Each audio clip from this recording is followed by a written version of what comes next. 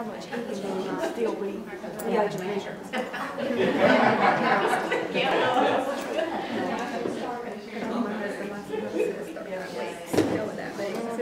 Behavior coming out. So lay my hand on your throat.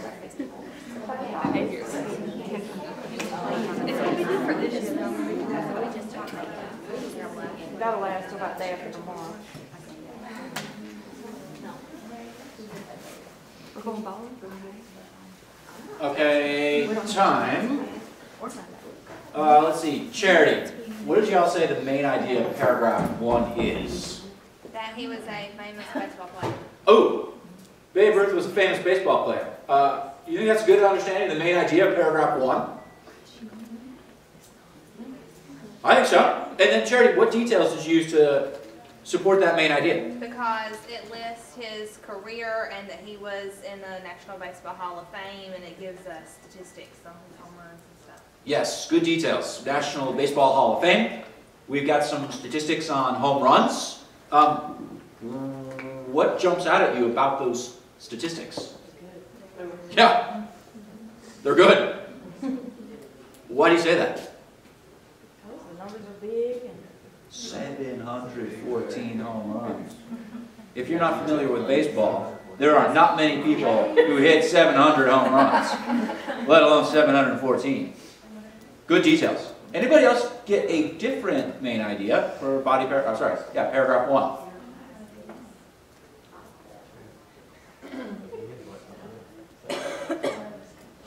I think that's a pretty good working definition of. Oh, by the way, what do we mean by main idea?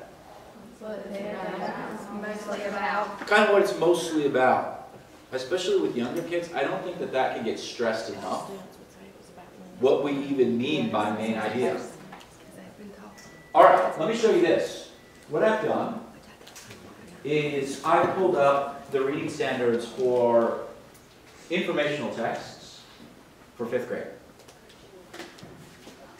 The 2 discussion questions that I just got in front of you, which I could drop right here in this row, were all aligned. The first one was aligned with Reading Standard 2. Determine 2 or more main ideas of a text. But then the follow-up question was aligned with which standard?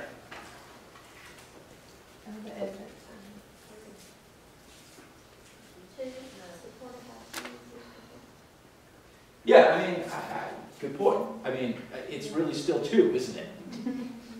Trick question for you.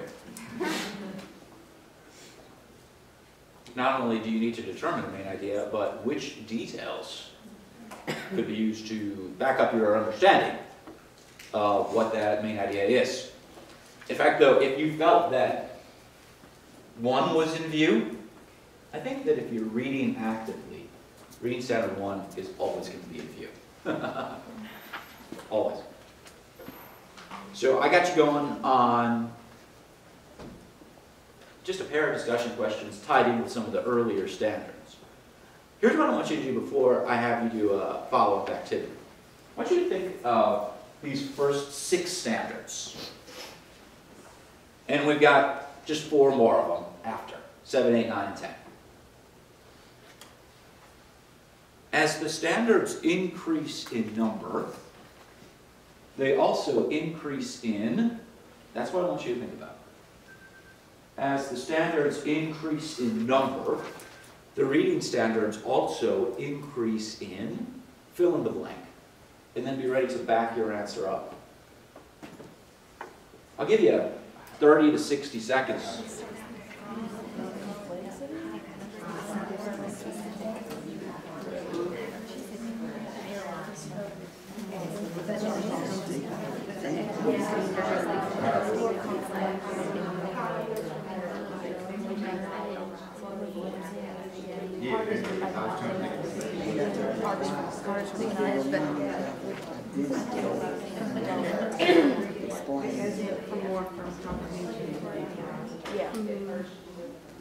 Higher level.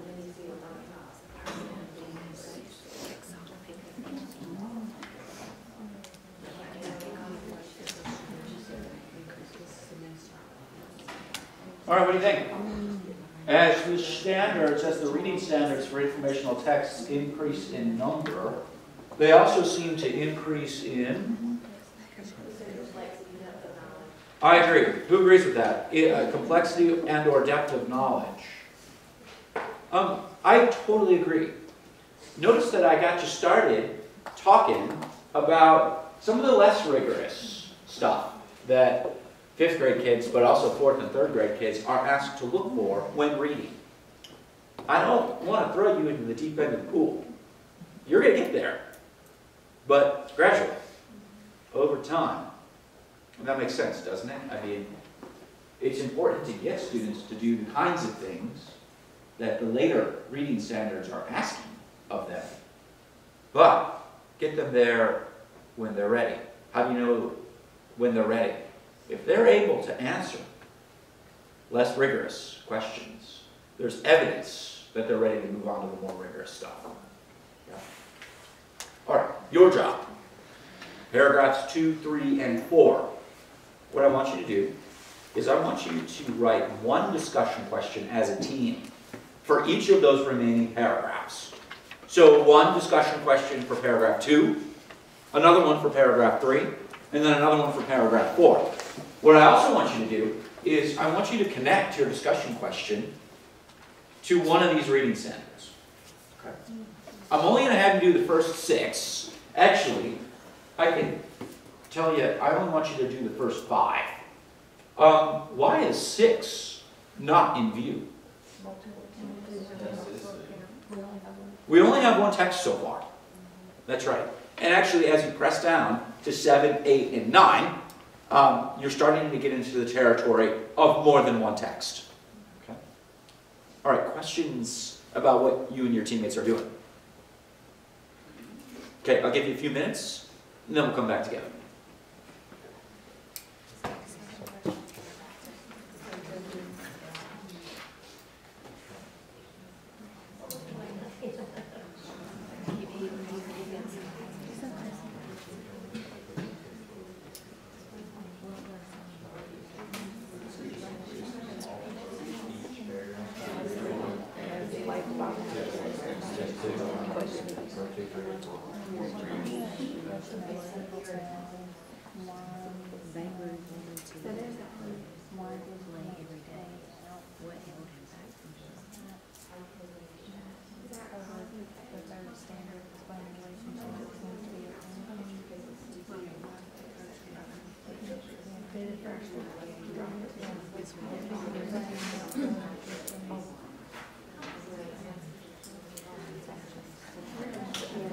It could be related because you're explaining the relationship between two events.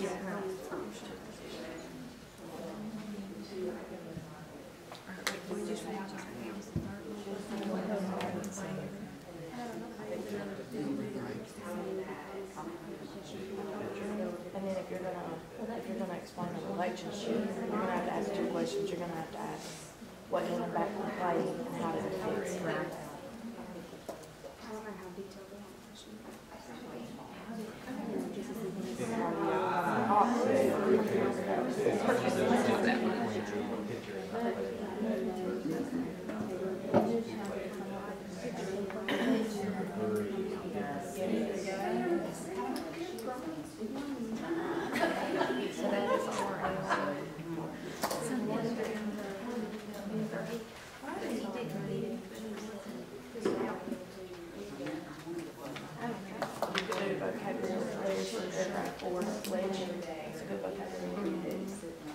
Because as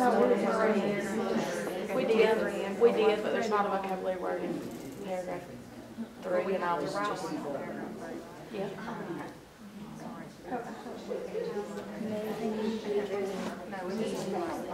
One question for 2, 3, and 4. But I was going with the order of the standards, and I found that standard.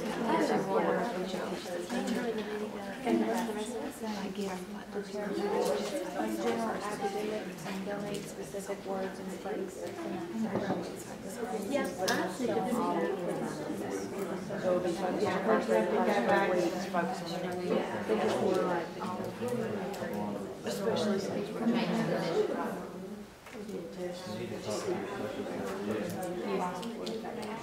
So in 8th grade, you're supposed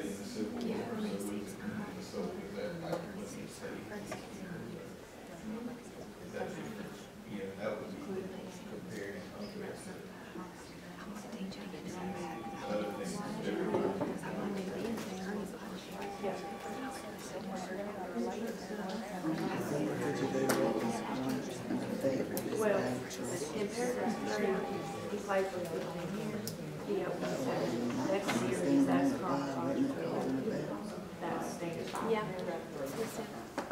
So when you could say list, you could say list in order List the order. from paragraph three. He don't remember it because he. Or it could be one of those where you list the Background.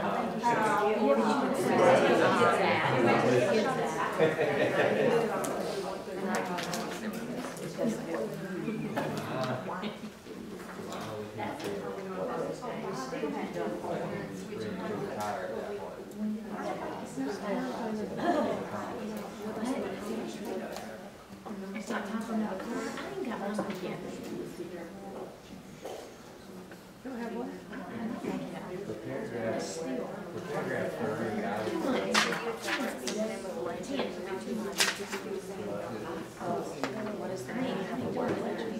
didn't know if you were trying to relate and describe how he was.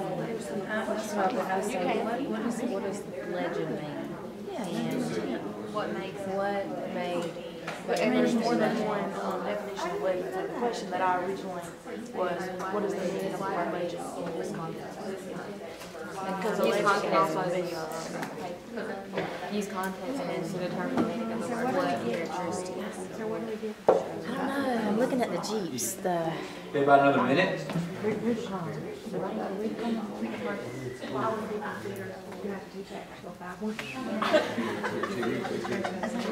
I don't know.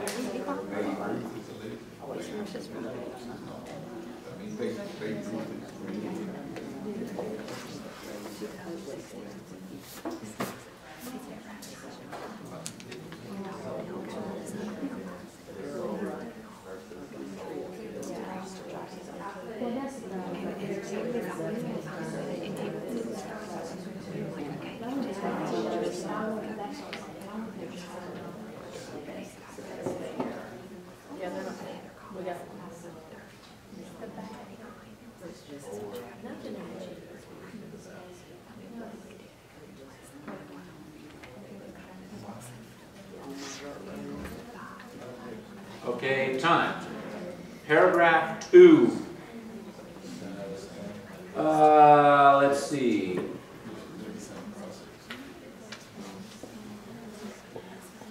Ashley, Yes. how about a discussion question your team came up with for paragraph 2? We came up with, Babe Ruth wanted to play baseball every day. What held him back from playing? And what was it what obstacle did he overcome and how did he fix that? Good. Good question. By the way, let's answer that question. Why couldn't he play every day? That's a nice tie into background knowledge, Dixie. And we might need to supply that background knowledge. If somebody in your class doesn't have experience with baseball, they may not know. I wouldn't be surprised at all if they didn't know that pitchers don't play every day. Well, many pitchers don't play every day. But does anybody have another one that they created for paragraph 2? Actually, that was a good one. I had a similar one. I said, we learned in paragraph 2 that the coach allowed him to play as an outfielder. Do you think that was a good decision? What did you learn in the story? What details did you learn in the article that you could use to back up your answer? How was history different if you wasn't allowed to play out? Ooh, Not, you're gonna pitch because you're good at it. I like that question. How would history be different if the coach didn't make that decision? Good question. Paragraph 3. Who's got one for, you all have one for paragraph 3. Dixie, what did you come up with? That's a coach's question. We skipped it with the paragraph 4. What? We did, I'm just saying. We had one. Yeah, go ahead. We said, what does it mean when Babe Ruth was sold? I asked the exact same question. That's a great one. Let me ask you this. It is in paragraph 2 too. Do you think that students could use context clues to figure out the meaning of the word sold as it's used in paragraph 3? Only if they do too. They need it back more prior to reading this. Could you compare and contrast the difference in the meaning based on the context? Wow, that would be really something. Sixth grade.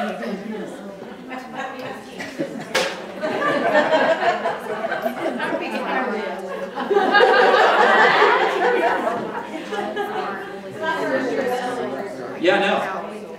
Of course, the difference is, I'm sure you could talk about as well, right?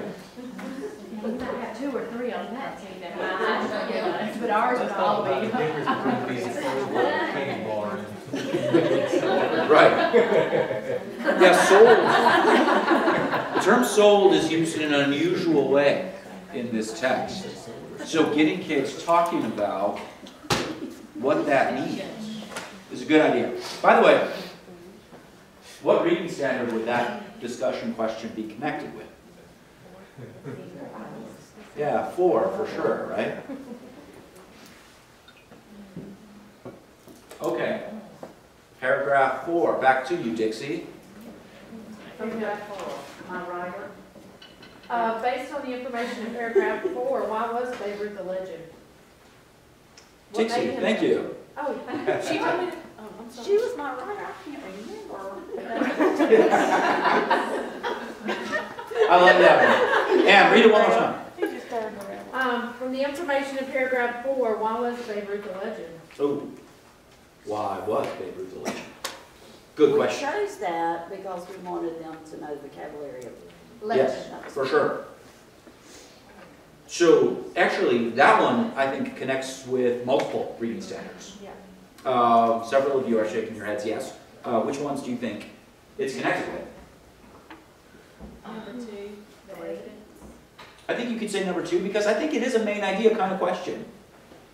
Babe Ruth was a legend. How do you know that? Yeah. What else? You got to know the vocabulary. you gotta know what- I think you got to know vocabulary, so they were on 4, right? That goes to our point of when we're meeting as a grade level and getting the kids prepared for their test on Friday, or whenever it is, how broad this is. Like, they want us to pick one standard every week, not one, but we've got to have a power standard. Sure. And it's so daggone broad. I totally hear you. And one of the things that gives me some comfort along those lines is that most questions that I ask students about what we're reading cover multiple standards. Yes. And that's really heartening to me. Because there, I'm just working more efficiently, Yeah. right? And before you know it, I mean, 2, 3 discussion questions, you can have covered many of the reading standards, not just one. That's, I think, one of the really nice aspects about these standards, that they're so tightly related that a lot of times when you ask a question about one standard, you're almost always asking a question related to one of the other standards at least. Like I said earlier, I think 1 is always in view. I mean, if you are asking students to support their answers using information that they picked up in the reading, 1 is going to be in view. Does that make sense? So I hear what you're saying, and I think that what makes me feel better about what you're saying is that a lot of our discussion questions cover a lot of ground, not just one standard. Okay, good discussion questions. I feel like if we answer these questions, I would have a much higher comprehension of this text than if I didn't engage in discussion with you and my peers. Here's the nice thing. The discussion doesn't need to go on and on and on and on. I mean, you could address these discussion questions, I think, in the context of 5 or 10 minutes. Okay.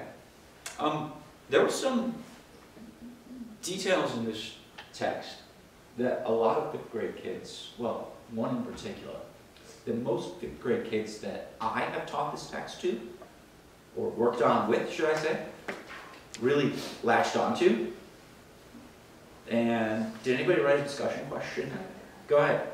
No, I was just sharing with Ian, I did this text after I got done with your training And? in Flex Creeks, and one of her homeroom students was set in on, what were his bad choices.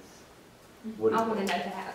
Yeah, So that's what he was honing in on. He wanted me to Google what were the bad choices he made. I'm not going to Google that. We'll talk about that later because I wasn't sure. But it was, he would not let that go. I think it would be a cool companion text to bring in. Mm-hmm. Maybe change that around and say, well, let's talk about inspiring. Yes. And not that stuff. One of my He's probably looking at it like, he's still this successful, but like, what did he do? What can I get away with? What, yeah. Why do you think the author included that detail about he made some bad choices? It makes him like her, because he's not, I think both of those, at least, at minimum. I think it gets readers wondering, but then I also think that it shows readers that this was a flawed person. In other words, our heroes are flawed. Good. Okay, so go ahead. Okay. I just have a question in general, and, okay, so when you give a passage like this, do you think that it's okay to, ask these questions and assess them immediately, or there should be discussion?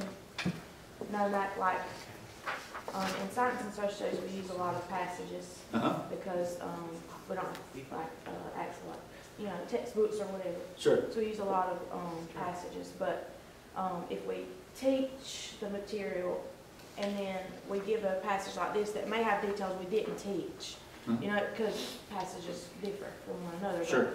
But, is it okay to just grade this right away and that's an accurate representation of their science and social studies knowledge, or really that just shows their independent comprehension abilities? I think it can be both. And what I mean by that is, if the questions that you ask about a science text are also pretty tightly aligned to the science standards, then I think you get 2 for 1. Does that make sense? Mm-hmm. If your discussion questions aren't very tightly aligned to your science standards, then I think you are measuring reading comprehension, but I'm not sure that I get much of a sense about how my students are doing related to the science standards. More often than not, though, I mean, you get texts that are very much so describing the science standards. And so, if I'm asking, for instance, key detail questions about what you've read, almost certainly I'm assessing the students' understanding of the science standards also. It's okay just to give it to them and grade them on it, instead of giving it to them, reading it together, discussing it, and then asking questions for a grade. Yeah, I mean, I very much so. One thing that I'm a big advocate of is always having the discussion. Only because, I haven't said this yet. Let me pause for a second. I'm sorry. No. Might put you like out of order or something. I've gone out of order 1,000 times this morning. You probably have thought this about me, like, dude, come on, bring it back. Discussion questions. Why do we worry about them? One idea is that students build background knowledge about a text as we're reading. It is one of the most researched strategies for improving reading comprehension.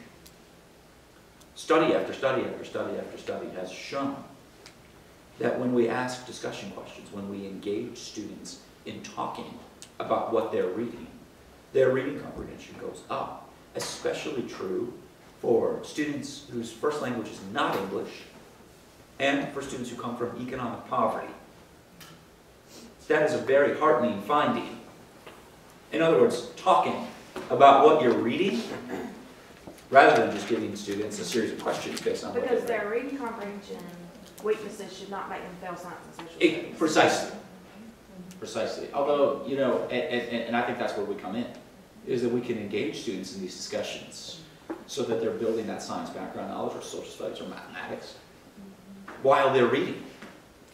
So I can't stress enough the research behind this approach of dropping in just a few discussion questions as we read. It will improve your students' reading comprehension bar none. Several of you are shaking your heads. I mean, you know this. This is a matter of fact at this point. You may be saying to yourself, yeah, that takes a lot of time. You're right, it does. So what's the antidote to that? You can ask fewer discussion questions. Huh. Yeah, exactly. Don't read as much. You don't have to read the entire 4 paragraphs of this article, right? You come back to it. I mean, the objective is for students to understand and learn about this content at a very high level. Now, Kayla, your point about could you have students do a cold read of this and then answer a series of questions? Sure. I mean, students do that all the time. Yeah. You know what would be really cool? I struggle with if that's a science and social studies grade or not, though. You know what I'm saying? Yeah, no, I hear you. Yes. Very But much. I mean, it's because of time constraints or these huge discussions. Yeah. 2 thoughts on that. One, if you feel like your questions are really nicely aligned with the science standards, I would say that's a good science grade. Yeah, Does that make sense? and we try that, yeah. If they're not, then I would say, I'm not sure I feel really confident putting this in as a science grade, because my questions, they're not really measuring what the standards are asking. The last thing that I would say is that, how about a quick discussion about the text and then the independent, on your own, answer these questions? Here's my feeling.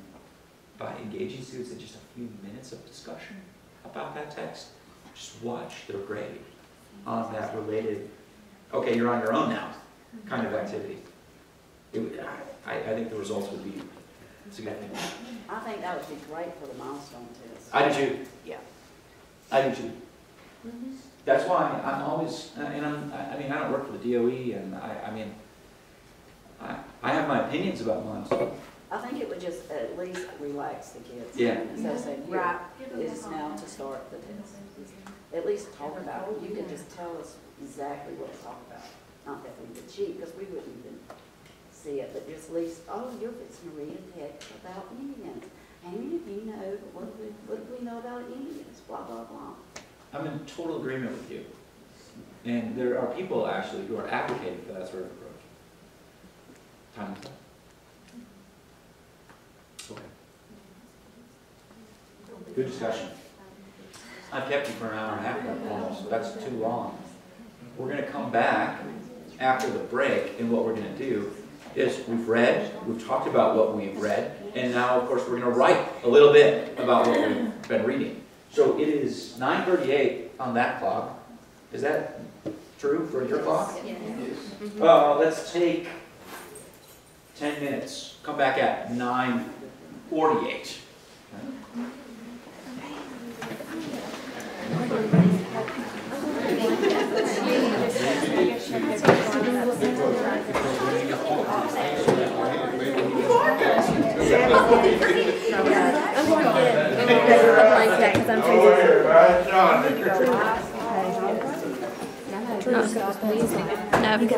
No.